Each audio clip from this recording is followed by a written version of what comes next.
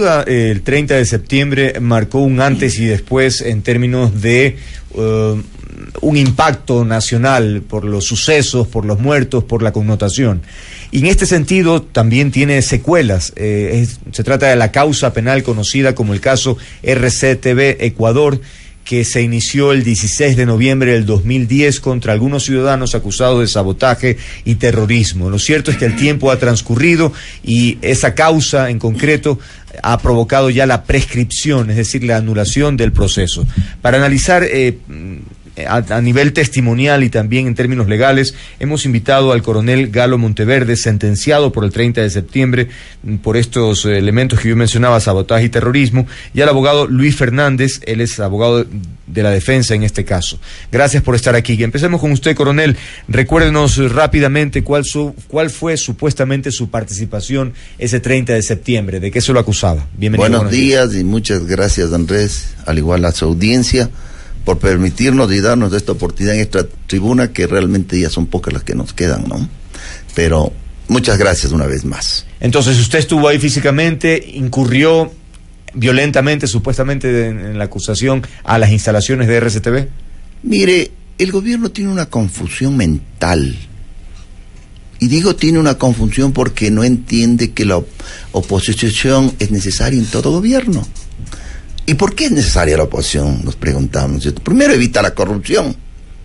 Segundo, fiscaliza que realmente cumplen lo que ofrecen, ¿no es cierto? Y tercero, evita los excesos del poder. Esa es la oposición. Y obviamente las 13 personas que nos indicaron, fuimos parte de alguna manera en la oposición. Sí, yo soy parte de un movimiento de defensores de la libertad y salíamos todos los jueves a la tribuna de las Chiris, porque en ese entonces empezaron los periodistas, los medios de comunicación a ser coartados. Me acuerdo Jorge Ortiz, Vera, El Universo, el Canal 4. Entonces dijimos, ya basta.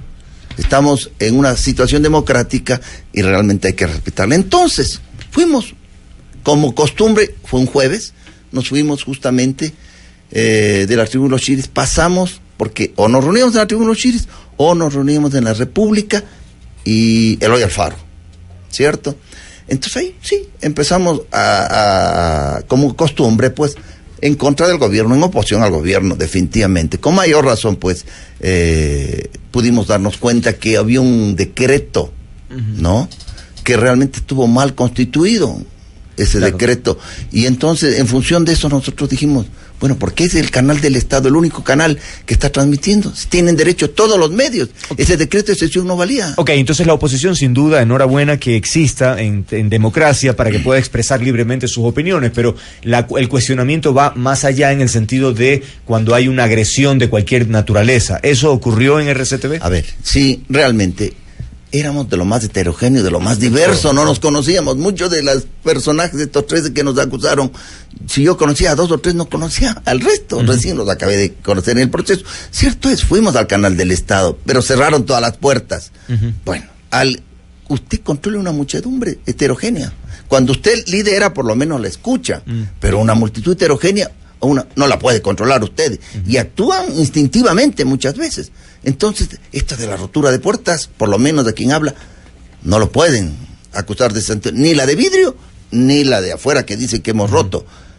Pero eso es consecuencia de la muchedumbre que realmente ya estaba hartada de todo este tipo de procedimientos. Entonces, a los que ingresamos, decidieron ahí, dentro de los 100 que ingresamos, a 13 personas, acusarnos con el artículo 158, sabotaje y terrorismo, por Dios. No estábamos hablando de delincuentes ni gente que realmente tenía ese historial.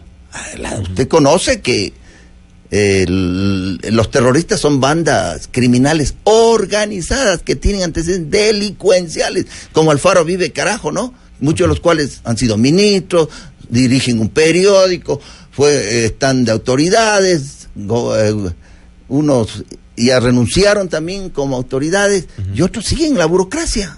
Inclusive les condecoran y les llevan hasta con nuestros recursos a El Salvador, ¿no? Ok, ahora, abogado Fernández, en este contexto, entonces estamos hablando de un supuesto delito de sabotaje y terrorismo que ha prescrito al cabo de 5 años, ¿es así? Sí. Primero una aclaración. Sí. Se inició este juicio el 16 de noviembre del 2010 por el delito de sabotaje y terrorismo, previsto en el artículo 158 del Código Penal a la fecha vigente. Esta sanción era con relito de reclusión. En casación, el día 21 de octubre del 2015 a las 16 horas, la Sala de lo Penal dicta en forma verbal la sentencia y, aplicando el principio de favorabilidad, se los condena a 18 meses en aplicación estricta del artículo 346 del Código Orgánico Integral Penal, es decir, la paralización de un servicio público, cuya máxima sanción es de 1 a 3 años de prisión. En aplicación de este principio de favorabilidad es lo que posibilita a los 5 años la prescripción de la acción. Ok, de lo contrario no prescribiría. Exacto, de lo contrario no prescribiría. Okay. Porque tenemos que tomar en cuenta, ellos desde esa fecha, del 21 de octubre, tenían, de conformidad al artículo 657 del Código Orgánico, 3 días para notificar por escrito. ¿Para qué?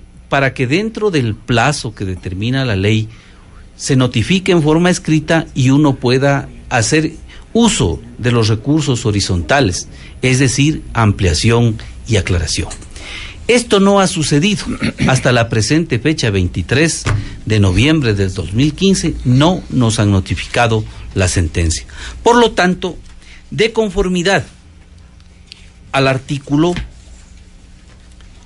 624, no se podía ejecutar, y este rato no se puede ejecutar la sentencia. ¿Por qué? Porque el artículo 624 dice: oportunidad para ejecutar una pena.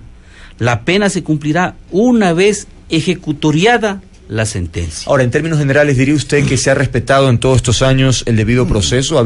¿Ha sido un procedimiento adecuado? En fin, ¿cómo lo evalúa? Bueno, mire, ¿qué es el debido proceso? El debido proceso son reglas claras, reglas mínimas, que tienen toda persona sometida a un procedimiento penal para decidir sobre su situación jurídica. En especial, el respeto absoluto a los principios de celeridad y de eficacia, lo cual no ha sucedido y se ha llegado a la prescripción de la presente causa. Por lo tanto, en virtud del artículo 417, numeral 4 del Código Orgánico Integral Penal, se ha producido la prescripción. Es decir, ¿qué es la prescripción? La cesación de la acción punitiva del Estado contra las personas procesadas. Coronel, ¿cuál es su visión justamente sobre este mismo tema? ¿Cómo han sido estos 5 años? Sí, justamente le iba a pedir que me permita, porque realmente con el doctor tengo el honor de que dirija mi última fase, más o menos. Yo, un poco duro puede ser lo que voy a decir, pero realmente no he visto capacidad en los abogados que me han defendido, porque he tenido 11 abogados. Y finalmente con el doctor realmente estoy muy satisfecho, porque ha sabido encarar cómo debe encarárselas, con profesionalismo, con capacidad, con honestidad, y el doctor lo ha hecho de esa forma, y vaya mis felicitaciones, porque lo ha hecho muy bien. Hemos justamente la parte estratégica y táctica, con la parte técnica jurídica, hemos podido dar un paso definitivo. ¿Cuál sería su testimonio? Ahora, de este tiempo, yo le puedo decir de todo el debido proceso, aquí no se respetó nada, absolutamente nada. Por ejemplo, pisotearon la nulidad del proceso. Mira, a mí se me sindicó o se me llamó al proceso al último, ¿no? A mí en febrero, y fuera del plazo legal, porque normalmente son 90 días una vez que se inició el proceso, debían llamar, y a mí me llamaron a los 92 días, ya desde ahí empezó y a mis compañeros no se les ha respetado nada, absolutamente. Aquí no se respetaron constitución, no se respetó el procedimiento penal, no se respetó tratados, acuerdos internacionales, derecho, nada, absolutamente nada. De manera que aquí sí, realmente está listo este estudio. Vamos a mandar a todos los decanos de derecho para que estudien este caso, donde puedan ellos observar y darse cuenta, ¿no? Para que sirva como estudio. ¿Cómo no debe proceder una justicia intervenida, ¿no? Diría usted, porque para el gobierno es un tema tremendamente importante lograr incluso demostrar que hubo una conspiración, un pretendido golpe de Estado, en fin. ¿Usted creería que con este tipo de situaciones empieza a desmoronarse esa teoría? Ya estaba desmoronada hasta este momento. Hablaban de conspirador. ¿Cuál conspirador ha aparecido hasta este momento? Ninguno. Se habla de golpe de Estado. ¿De qué golpe de Estado? Le voy a clarificar históricamente, que yo tengo algunos años más que usted, que yo recuerde, las Fuerzas Armadas son las únicas que han dado golpes de Estado, o un político con el respaldo de Fuerzas Armadas. No hay otra forma. Bueno, Fidel Araujo está implicado y parecería que está complicado además. Bueno, pues ese proceso también está lleno de una serie de ilegalidades, ¿no? Porque aquí la justicia está intervenida. Esto tiene que quedar claro. La justicia está intervenida. No cumple disposiciones jurídicas, cumple disposiciones políticas. Es así. Y la demostración es clara. Vea cuántas veces el presidente nos dijo, no, que va a meter las manos en la justicia, en la corte, y las metió. Que el presidente no solamente dirige la función ejecutiva, la función legislativa, la función judicial, sino que él dirige todo el Estado. O sea, no solamente es dueño de la justicia, es dueño de todo el país. Y la mayoría de la gente lo que ha hecho es inclinar la cabeza, como lo ha hecho la justicia, y darle la razón siempre al presidente. Abogado Fernández, pero ¿nos puede señalar también episodios en donde usted diría, caramba, aquí se infringió la normativa o no se respetó el procedimiento, para demostrar efectivamente que ha ocurrido eso? Sí, efectivamente, primero, seguir un juicio tan grave de sabotaje y terrorismo, primero, sin que se encuentre en la normativa penal, porque fue introducido por decreto supremo en la dictadura de 1964, en abril. Exactamente. Entonces, mire, no.